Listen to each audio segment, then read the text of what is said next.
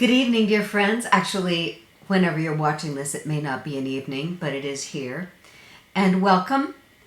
As usual, I'm always interested in your questions. So please go to my website, heathercarlisle.com, where you are now, and type in any question that comes to mind. It doesn't have to be on topic. I'm very interested in having this back and forth live with you. Tonight is a troublesome topic, excuse me, and it's the one that most people are interested in knowing about when they tune into my YouTube channel, and it's rebuilding trust. So I thought I would give you a quick introduction, and I think about it as a quick start when people really want to start over and rebuild trust. And this is the title of the book I'm working on, Rebuilding Trust, How Couples Start Over. And they start over, from what I know, in 3 stages. Return to the relationship, adjust to the loss of the previous relationship, and rebuild a new relationship. Because when we've betrayed a trust, it's the end of the old trust. And that trust affects really all parts of the relationship. Some of the parts may be cautious, some may be completely destroyed, some may be still strong. I just got a message on my phone. So I want to make it very clear to help people think about, okay, what do we do? Because it's usually quite a mess. And so I wanted to share with you what happens when I have to work on a difficult topic with people. And I'm quoting here, when I'm working on a tragedy, it naturally comes out in the poetic voice. Somehow writing my understanding of the experience helps me to tolerate such human pain and suffering by normalizing it as one of today's human ideals. And in truth, one of human ordeals for all of life. It's just that the ones that we're experiencing now are a result of our times and the traditions that we're taught. And so the most usual betrayal of trust is infidelity. And most of the time, a man has an affair outside of his marriage. Of course, not always. But since that's the one that I encounter most often, that's what I'm speaking to first. So infidelity, here are the 3 poems I wrote. I'll quote you one tonight. With some dear people in mind, when the husband or man cheated. That is often but not always the situation. It can be the wife or the woman who strayed, and I hope it helps your understanding too.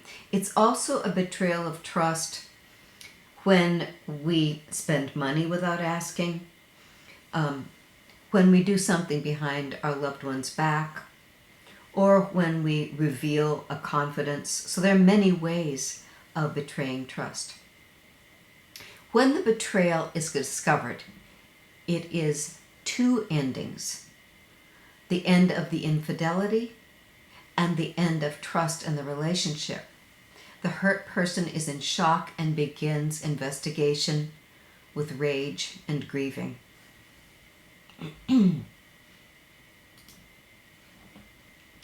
So,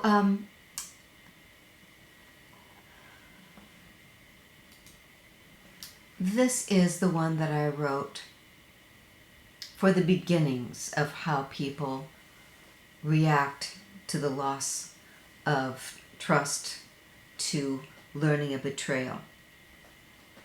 And this is called, How Can I Forgive You? You captured my attention. I smiled so big that my eyes couldn't leave your face. I found myself in a surprising place, a different part of my heart. I dropped all caution and dove into my core and found joy. I laughed with unbound, utter delight. I welcomed you into my days. I invited you into my home. I held you in the night. But bit by bit, that doorway, my love lit up by you, grew dim.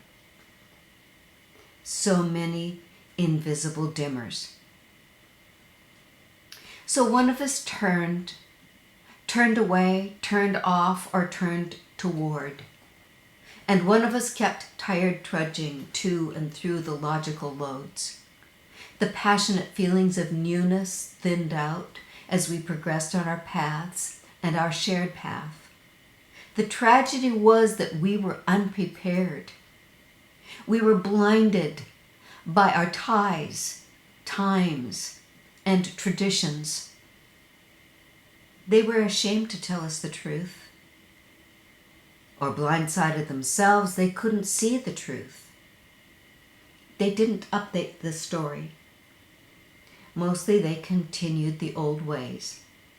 But minds stuck in the black and white view are afraid to look at color. Color beckons us to a larger world with infinite images. The old way was known and wrong. We were blinded and betrayed by our ties, times, and traditions. We don't know betrayal at birth, and breaking trust is learned by the experience of being betrayed. The old way is wrong. It betrays the good and the best.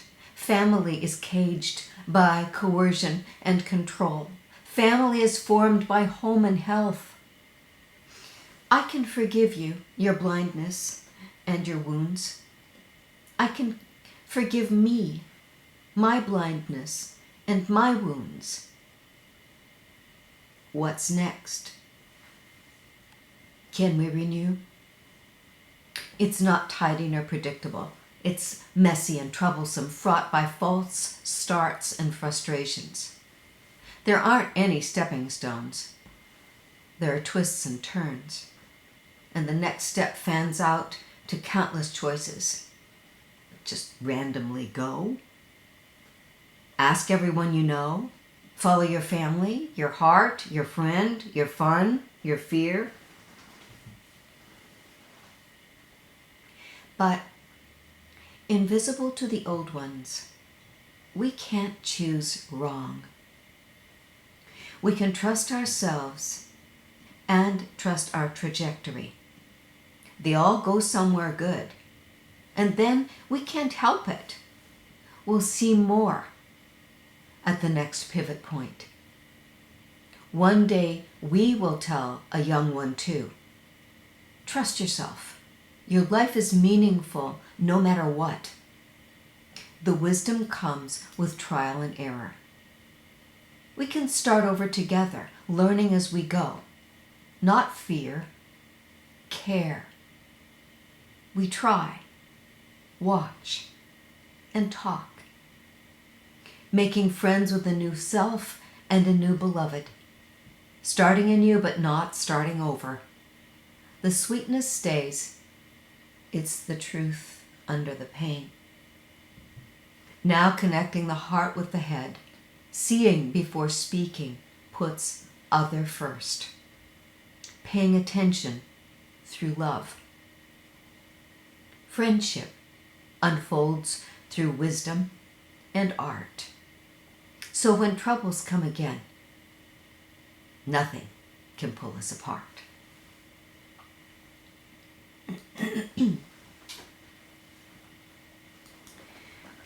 I'm wondering what you thought about that poem. It's kind of an overview of how I view this large subject. I've been working on it, knowing or unknowing, for many years. We make mistakes. And that's how I see, as I said last week, not criticizing, not judging, but finding where did did we make the mistake? What was missing? So when I answer the question, what do I say, what do I do? I wish there was some cookie cutter way of doing that. But every couple is different, every person is different. And so what you say and what you do is directly responsive to your style and the style of your beloved.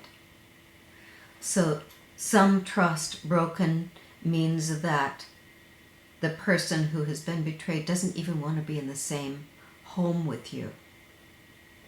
Sometimes there continues to be a family connection and a family living together. It's just that there are some things that are not comfortable anymore. So one of the most important things, the very most important things for any of us trying to rebuild trust is we need to know the one that we want to rebuild trust with. As you know, some people are excellent communicators, some people are not. Some people will say too much, some people will say too little. Some people will just talk on the surface, some people just cry too much. So you want to know yourself and you want to know your loved one. And of course, the very first place I always go is I want to know what's going to work for you and what's going to work for your beloved. So, this is kind of like the foundation of it all. There are 3 parts of the brain, and each one of us has a difficult time handling one of those things. That's the good news. I mean, we all have all of these abilities and sensitivities, but we have one that's a default. So the 3 parts of the brain, the first one here is the yellow circle, which is the head or the thinking types. The one in the middle, the red heart, those are the emotional types. And the green circle are the instinctual types. So you want to know which type you are and which type your loved one is. And that's very easy to do. And so I'm going to type over here. All you do is you just go to the Enneagram Institute and take the RHETI. It'll take you about 40 minutes. So here we go.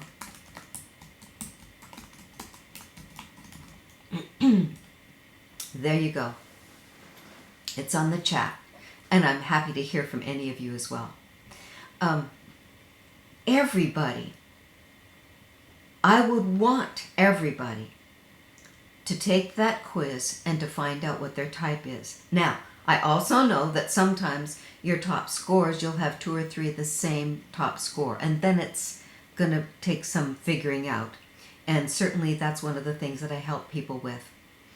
But, excuse me, but if you're an anxiety type and your spouse is a control type, then it's natural to misunderstand each other, because an anxiety type is driven by fear and the need to feel safe and secure.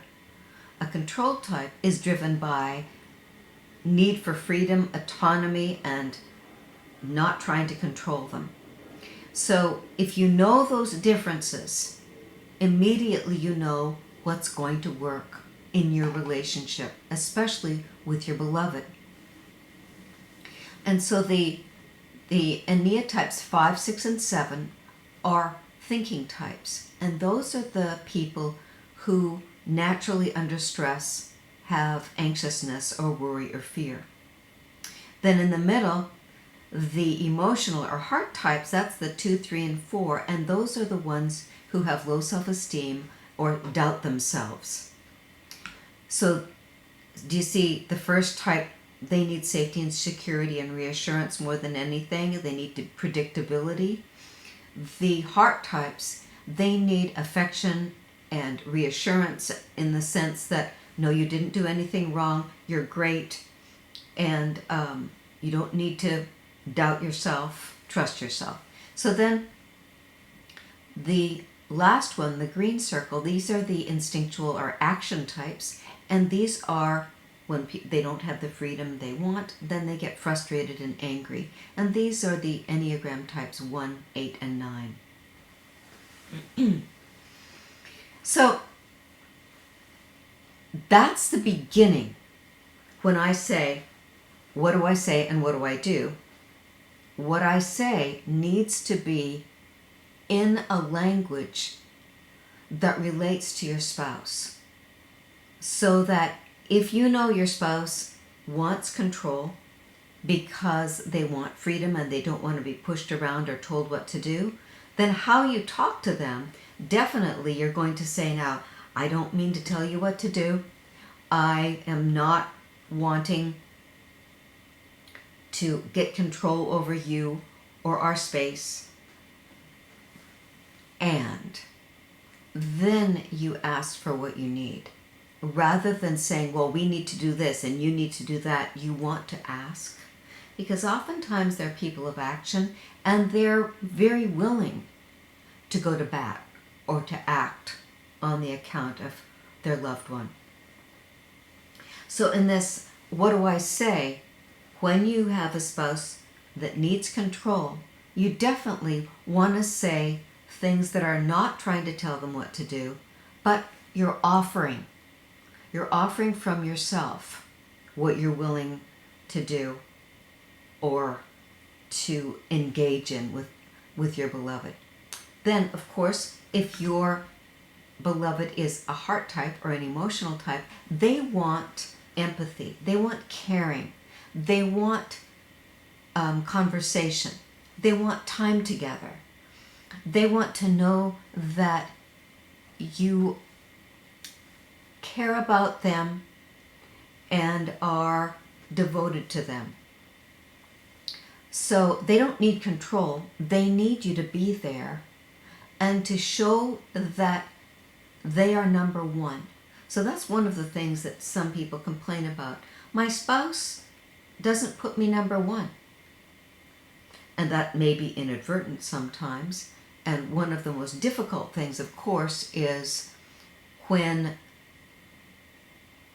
you have a relationship that's too tight with a relative, a friend, or a parent. And then it looks like the friend, the parent, the relative is number one in your life, or the child is number one in your life, when your spouse needs to feel like they're number one. And especially with the emotional type, the self-doubt type, you need to tell them or behave around them, giving them full attention, saying that you are my number one. You are the one that I love. Then if you're married to a thinking type, an anxiety type, they are going to ask for more information, they're going to ask more questions, and they want to know everything. It sometimes looks like they want to be in control, but really what they want is enough information so that they can relax and feel safe. And, you know, in the situation of a betrayal, which was infidelity, that's something we want to be sensitive about and clear about. We don't want to just do a black and white response. That's one of the regrets that happens with some couples, where the person who was betrayed insists and presses and grills the betrayer for all the information about everything that happened. Well, one of the things that can happen there, if there's too much information conveyed and too many pictures form in the person's mind, they can't get it out of their mind. And then it tortures them and they obsess about it. So when you're sharing and when you're being vulnerable and telling the whole story, being transparent, you want to do that with discernment and wisdom. So the anxiety types need to know that they can relax and that they're safe. And so usually that means information. And so you don't want to in essence, play your cards close to your chest with an anxiety type. You want to be completely transparent, open, and vulnerable. Like if it's technology, you stop all the connections with inappropriate connections with people, and then you give your password or free access to your beloved so that they can see that nothing is happening and there's nothing for them to be afraid of. So what do I say and what do I do? I've given you the 3 worlds of what you say and what you do. You want to be sensitive to what your spouse responds to best. And that means you may have not had sensitivity for that. You may not have known. That may be one of the mistakes that was made, or one of the things that you were missing, that you didn't know your personalities, you didn't know your differences, you didn't know how to handle it, and you didn't know how to express love so that your spouse felt loved, and then you create a loving connection. Because when there's an infidelity or a betrayal, my opinion is it's usually not volitional. It's usually not that you set out to hurt somebody. It's usually something's wrong with the relationship, something's missing with the relationship.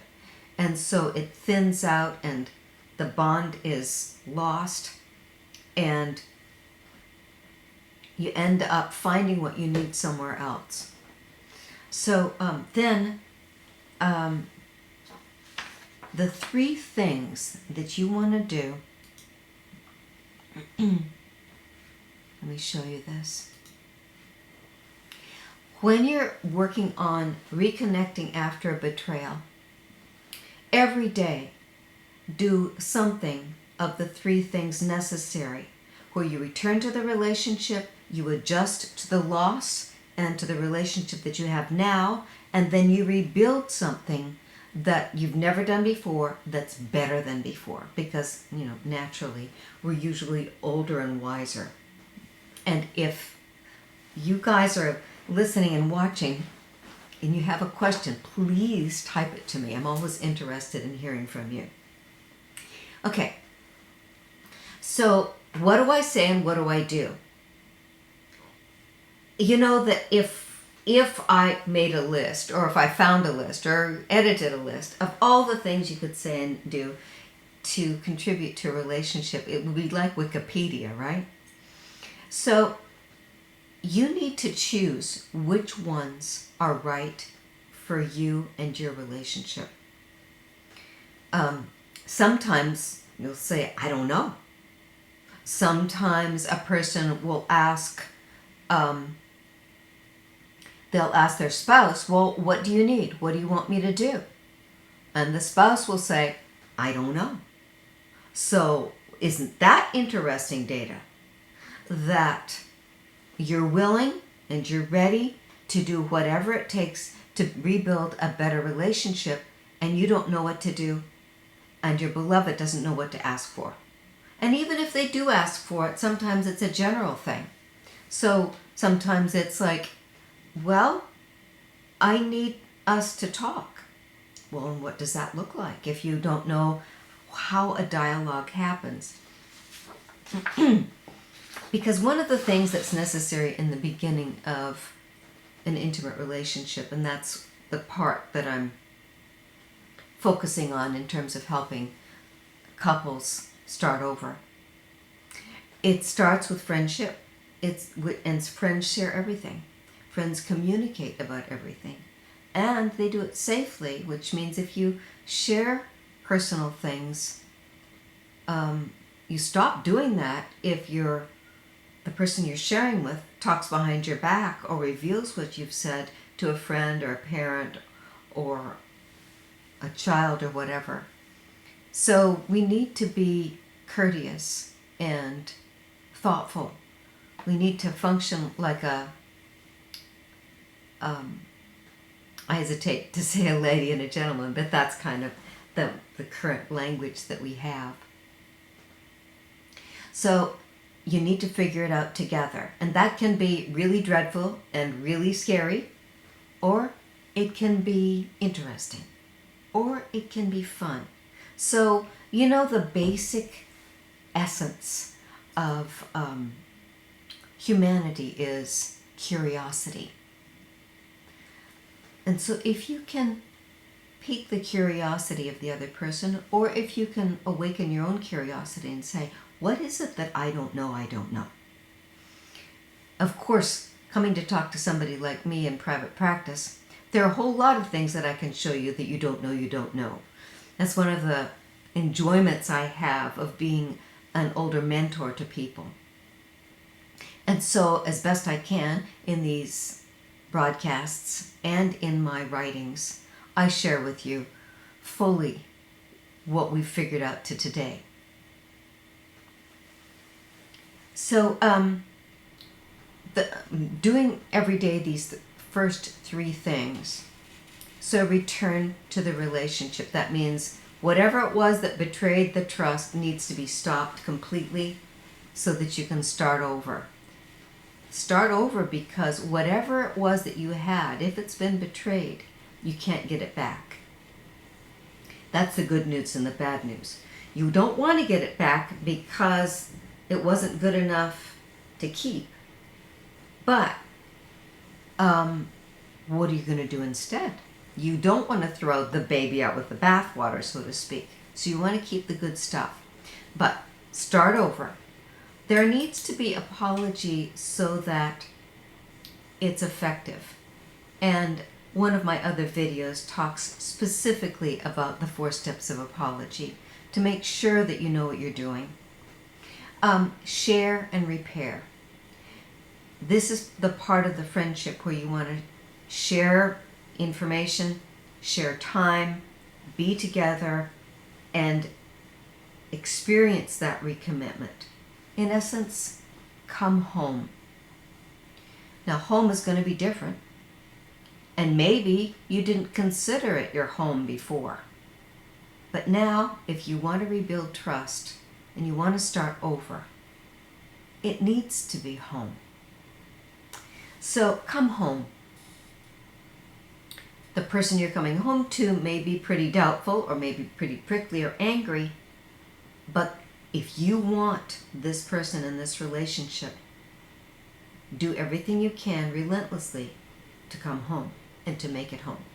So that's the return to the relationship. Then in the center, adjust, which means it's going to be kind of messy and clumsy and emotional for a while, because the adjustment is letting go of the past and grieving what was lost. If we lost something important to us, we're sad, we're mad, and we don't know where we're at. So we've got to let go of the anger at what was lost and what was done. Got to get through that.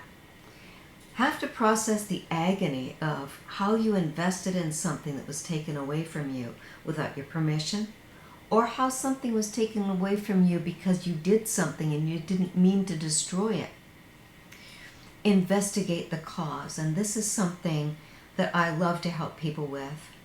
Don't just walk into the future without learning what was missing, because that's the investment. That's the knowing about how to guarantee this won't happen again. So investigate the cause and then move on. Rebuild. The third thing to do every day is be better than before. Whatever it was, you know yourself. Do you not listen and you just blab and talk too much?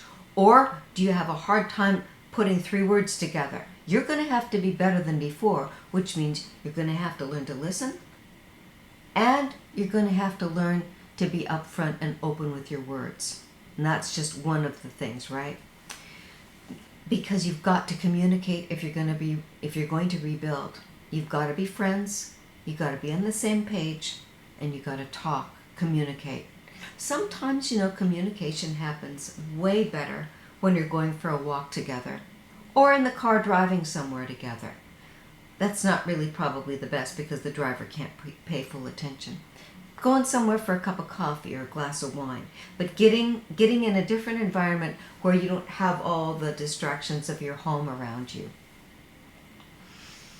Go ahead with fun. Have adventures. Do things with your good friends, the friends you want to keep. Do things with the family members whom you love and you have fun with. The sourpusses, you don't want to be around them for a while, right? But go ahead and have adventures. Do new things while you're coming back together. Because you're different people now, you have a different relationship. And the kind of rule of thumb is, the more things you do together, the more you're creating a new relationship. And my recommendation is, your choices of doing things together, you want them to be positive. You want them to be life-giving. So thank you for listening, tuning in tonight. I love your company, and I know some of you are out there because you told me you were listening, and that's a real lift for me.